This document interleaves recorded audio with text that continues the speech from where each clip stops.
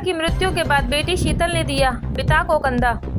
आपको बता दें, अलीगढ़ जनपद के शीतल निवासी अशोक नगर मेरे भाई की 2022 में मृत्यु हो गई थी और मेरा सिर्फ एक ही भाई था। वो उसकी वजह से मेरे फादर की तबीयत बहुत ख़राब रहती थी।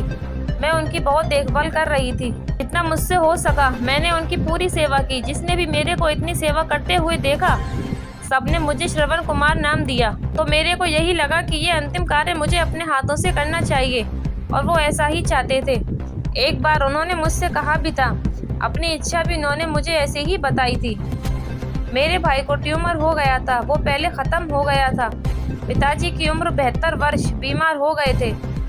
मैं यही कहूँगी हर लड़की के लिए कि माता पिता तो लड़कों के भी होते हैं और उन लड़कियों के भी होते हैं। दोनों को भरपूर जिम्मेदारी उठानी चाहिए, किसी काम से पीछे नहीं हटना चाहिए, अपने माता पिता की सारी इच्छाओं को पूरा करना चाहिए। ये संदेश देना चाहती हूँ मैं हर लड़की जो अपने फर्ज को पूरा निभाए और समाज में कभी इस तरह का दोगलापन होना नहीं चाहिए।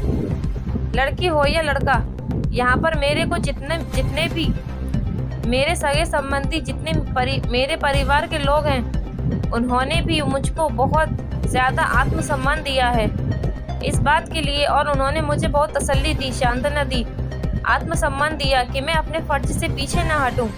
ऐसा ही समाज होना चाहिए जैसा कि मेरा परिवार है। अलीगढ़ से नौशीन खान की रिपोर्ट। देखते रहिए नेशनल आंखें। शीतल। कहाँ रहते हैं? अशोक नगर, अलीगढ़। ये आपने अपने पिताजी को कंधा दिया है, दाह संस्कार दिया, क्या चुनौतियाँ हैं, किस तरीके का संदेश देना चाहेंगे? मेरे भाई की मृत्यु हो गई थी 2022 में और मेरा एक मातृ भाई था वो। उसके बाद से फादर की तबीयत बहुत ख़राब रहती थी और मैं उनकी बहुत देखभाल कर रही थी। जितना मुझसे हो सका मैंने उनकी पूरी सेवा की। तो जिसने भी मेरे को इतनी सेवा करते हुए देखा सबने मुझे श्रवण कुमार नाम दिया।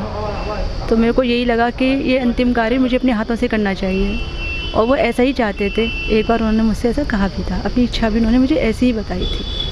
भैया आपके एक्सीडेंट में पहले खत्म हो गया? मेरे भाई को ट्यूमर हो गया था, वो पहले ख़त्म हो गया था। पिताजी की उम्र कितनी होगी? 72। बीमार रहते थे? बीमार हो गए थे। एक संदेश देने का काम चल रहा है जहाँ की महिलाएं मरघट पे भी नहीं जाती हैं। आपने दाह संस्कार भी किया है, कंधा भी दिया आपने, किस तरीके का संदेश आप देना चाहेंगे? मैं यही कहूँगी हर लड़की के लिए कि माता पिता तो लड़कों के भी होते हैं, लड़कियों के भी होते हैं। दोनों को भरपूर जिम्मेदारी उठानी चाहिए जितनी भी उठा सकती हैं और किसी काम से पीछे नहीं हटना चाहिए। अपने माता पिता की सारी इच्छाओं को पूरा करना चाहिए। ये संदेश देना चाहती हूँ मैं। हर लड़की जो है अपने फ़र्ज को पूरा निभाए और समाज में कभी इस तरह का डिस्क्रिमिनेशन होना ही नहीं चाहिए कि लड़का है या लड़की है। और यहाँ पर मेरे को जितने मेरे सगे संबंधी हैं, जितने मेरे परिवार के लोग हैं, उन्होंने भी मुझको बहुत ज़्यादा आत्मविश्वास दिया इस बात के लिए और उन्होंने मुझे बहुत तसल्ली दी, सांत्वना दी और आत्मविश्वास दिया कि मैं जो है अपने फ़र्ज से पीछे ना हटूँ। ऐसा ही समाज होना चाहिए जैसा कि मेरा परिवार है।